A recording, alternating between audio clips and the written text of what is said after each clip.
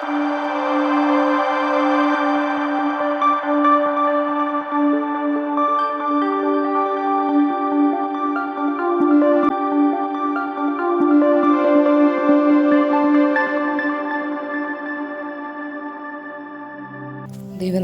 മഹത്വമുണ്ടായിരിക്കട്ടെ. വലിയ നോമ്പിൻ്റെ 21-ാം ദിവസമായ ഇന്ന് നമ്മുടെ ചിന്തയ്ക്കും ധ്യാനത്തിനുമായി തിരഞ്ഞെടുത്തിരിക്കുന്ന വേദഭാഗം അപ്പോസ്തലനായ വിശുദ്ധ പൗലോസ് ഫിലിപ്പിയർക്ക് എഴുതിയ ലേഖനം 2-ാം അധ്യായം 4 മുതൽ 11 വരെയുള്ള വാക്യങ്ങളാണ്. അതിൻ്റെ 5-ാം വാക്യം കുറിവാക്യമായിട്ട് എടുക്കുന്നു. ക്രിസ്തു യേശുവിലുള്ള ഭാവം തന്നെ നിങ്ങളിലും ഉണ്ടായിരിക്കട്ടെ. വളരെ ചിന്തിപ്പിക്കുന്ന ഒരു സന്ദേശമാണ് വിശുദ്ധ പൗലോസ് ഈ വചനത്തിലൂടെ ആഹ്വാനം ചെയ്യുന്നത്. നോമ്പിൻ്റെ കാലഘട്ടത്തിൽ നാം ആയിരിക്കുമ്പോൾ ക്രിസ്തുഭാവം വിളങ്ങുന്നവരായി തീരുവാൻ നമ്മുടെ വാക്കുകൾ കൊണ്ടും ചിന്തകൾ കൊണ്ടും പ്രവൃത്തികൾ കൊണ്ടും സാധ്യമാകേണ്ടത് ആവശ്യമാണ്. ക്രിസ്തുഭാവം ഉൾക്കൊണ്ട് ക്രിസ്തുവിനെ മറ്റുള്ളവർക്ക് വെളിപ്പെടുത്തി കൊടുക്കുവാൻ നമുക്ക് സാധിക്കണം. അങ്ങനെയാകുമ്പോഴാണ് നമ്മുടെ നോമ്പും ഉപവാസവും പ്രാർത്ഥനയും അർത്ഥവത്തായിത്തീരുന്നത്. താഴ്മയുടെ, വിനയത്തിൻ്റെയും സഹനത്തിൻ്റെയും ക്ഷമയുടെയും സ്നേഹത്തിൻ്റെയും ഭാവം ഈ നാളുകളിൽ നമുക്കുണ്ടായിരിക്കേണ്ടത് ആവശ്യമാണ്. 2 ചിന്തകൾ ഈ വേദഭാഗത്തു നിന്ന് പങ്കുവയ്ക്കുവാൻ ആഗ്രഹിക്കുന്നു. 4-ാം വാക്യം, സ്വന്തം താല്പര്യം മാത്രം നോക്കിയാൽ പോരാ, മറിച്ച് മറ്റുള്ളവരുടെ താല്പര്യം കൂടെ പരിഗണിക്കണം. ഞാനെന്ന ചിന്ത മനുഷ്യ സ്വഭാവത്തിൽ കാണുന്ന ഒന്നാണ്.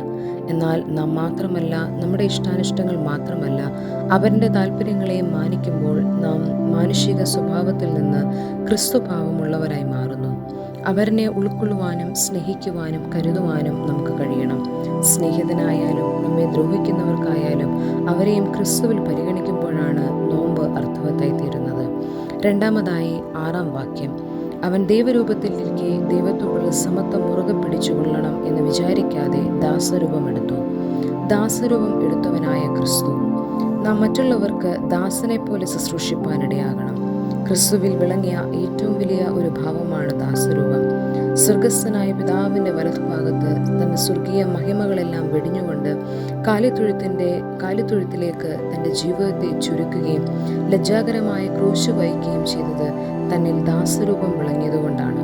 മറ്റുള്ളവരെ ശുശ്രൂഷിപ്പാനും അവർക്ക് വേണ്ടി പ്രാർത്ഥിക്കുവാനും സഹിക്കുവാനും ക്ഷമിക്കുവാനും ഈ നാളുകളിൽ നമുക്ക് കഴിയണം എന്ന് പ്രാർത്ഥിക്കാം. എന്നെ കേൾക്കുന്ന പ്രിയ ദൈവജനമേ, എന്തിനാണ് നാം നോമ്പ് ആചരിക്കുന്നത്?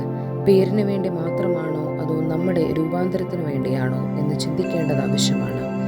നോമ്പിൻ്റെ കാലങ്ങളിൽ നമ്മുടെ ഭാവമല്ല, ക്രിസ്തുവിൻ്റെ ഭാവം പ്രതിഫലിപ്പിക്കുവാൻ ഇടയാകണം. നോമ്പ് കാലഘട്ടം ക്രിസ്തുവിലേക്കുള്ള ക്ഷണമാണ്. താൻ അനുഭവിച്ച പീഡാനുഭവത്തിൻ്റെയും സഹനത്തിൻ്റെയും കഷ്ടതയുടെയും ക്രൂശുമരണത്തിൻ്റെയും നാളുകൾ വീണ്ടും നാം സ്മരിക്കുമ്പോൾ, ദൈവമേ, എന്നിൽ ക്രിസ്തു എന്ന ഭാവത്തെ നൽകണമേ എന്ന് നമുക്ക് പ്രാർത്ഥിക്കാം. അവരുടെ താല്പര്യങ്ങളെ മാനിക്കുവാൻ, യജമാനനായിട്ടല്ല ദാസനായി തീരുവാൻ നമുക്ക് ഈ നാളുകളിൽ സാധിക്കട്ടെ. പ്രാർത്ഥനയ്ക്കായി നമ്മുടെ തലകളെ വണക്കാം. സകല നല്ല ദാനങ്ങൾക്കും ഉറവിടമായി ഞങ്ങളുടെ കർത്താവേ, സ്വർഗീയ പിതാവേ, അനുഗ്രഹിക്കപ്പെട്ട ഈ പ്രഭാതത്തിനായി സ്തോത്രം ചെയ്യുന്നു. കർത്താവെ, ഞങ്ങളെ കേൾപ്പിച്ച വചനത്തിനായി സ്തോത്രം.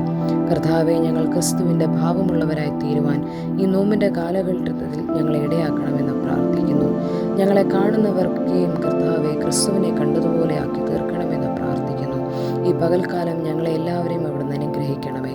ഈ നോമ്പ് കാലഘട്ടം കർത്താവെ, നിന്നെ കണ്ടുകൊണ്ട് ജീവിപ്പാനിടയാക്കണമേ. ക്രൂശിലെ ഞങ്ങൾ ധ്യാനിക്കുമ്പോൾ ക്രൂശിൻ്റെ ഓരോ വിധമായ കർത്താവ് നിൻ്റെ കഷ്ടപ്പാടുകളെയും സഹനത്തെയും ഞങ്ങൾ ഓർക്കുമ്പോൾ, ഞങ്ങളുടെ ജീവിതത്തിലെ കഷ്ടപ്പാടുകളെയും സഹനത്തെയും ഒക്കെയും കർത്താവെ അതിൽ ചേർത്ത് വയ്ക്കുവാനും മറ്റുള്ളവർക്ക് വേണ്ടി പ്രാർത്ഥിക്കുവാനും സഹിക്കുവാനും ക്ഷമിക്കുവാനും ഞങ്ങളെ പഠിപ്പിക്കണമെന്ന് പ്രാർത്ഥിക്കുന്നു. കൃപയാൽ ഞങ്ങളെ ഈ ദിവസക്കാലം വഴി നടത്തണമേ. യേശുവിൻ്റെ നാമത്തിൽ അപേക്ഷിക്കുന്നു. കൃപയോടെ കേൾക്കണം.